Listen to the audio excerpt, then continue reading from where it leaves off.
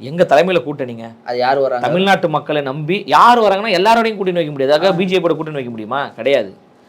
இந்த மண்ணுக்காக மக்களுக்காக உழைத்தவர்கள், இந்த ஜனநாயகத்தை பாதுகாக்க வேண்டும், சமூக நீதியை பாதுகாக்க வேண்டும், மத பிளவுவாதம் இருக்கக்கூடாது என்று நினைக்கக்கூடிய கருத்தியல் சார்ந்தவர்களோடு தான் கூட்டணி வைக்க முடியுமே தவிர வர்றவங்க போறவங்களெல்லாம் நம்ம கூட்டணி வைக்க முடியாது.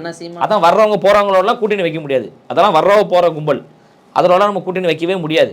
அப்போ நாங்கள் மிக தெளிவாக இருக்கிறோம். எங்களுடைய புரிதலை புரிந்து கொண்டவர்கள் எங்களோடு பேசிக்கிட்டு இருக்கிறாங்க. பலரும் வருவதற்கு தயாராகி கொண்டிருக்கிறாங்க. எங்களுடைய கொள்கையை புரிந்து கொண்டவர்கள், பல கட்சியில் தலைவர் சரியில்லை, எவ்வளோ நாள் தான் திமுகவுக்கு வந்து இவங்க முட்டு கொடுப்பாங்க, எவ்வளோ நாள் தான் நம்ம திமுகவுக்கு அடிமையாகவே இருக்கிறது, கிளம்புவோம் அப்படின்னு சொல்லிட்டு பலரும் திமுக கூட்டணி கட்சியை சார்ந்த தோழர்கள் இருக்காங்களா, அவங்க பலரும் அந்த கட்சியை விட்டு விலகி தமிழக வெற்றி கழகத்தில் இணைகிறாங்க. இப்போ காரணம் என்னென்னா, நாங்கள் மிக தெளிவாக இருக்கிறோம். அப்போ மிகப்பெரிய ஒரு மாற்றத்தை உருவாக்கக்கூடிய ஒரு இடத்துல இருக்கிறோம். அது மிக விரைவில் ஒரு பிரம்மாண்டமான ஒரு அறிவிப்புகள் வரத்தான் போகிறது. காத்திருந்து பாருங்கள்.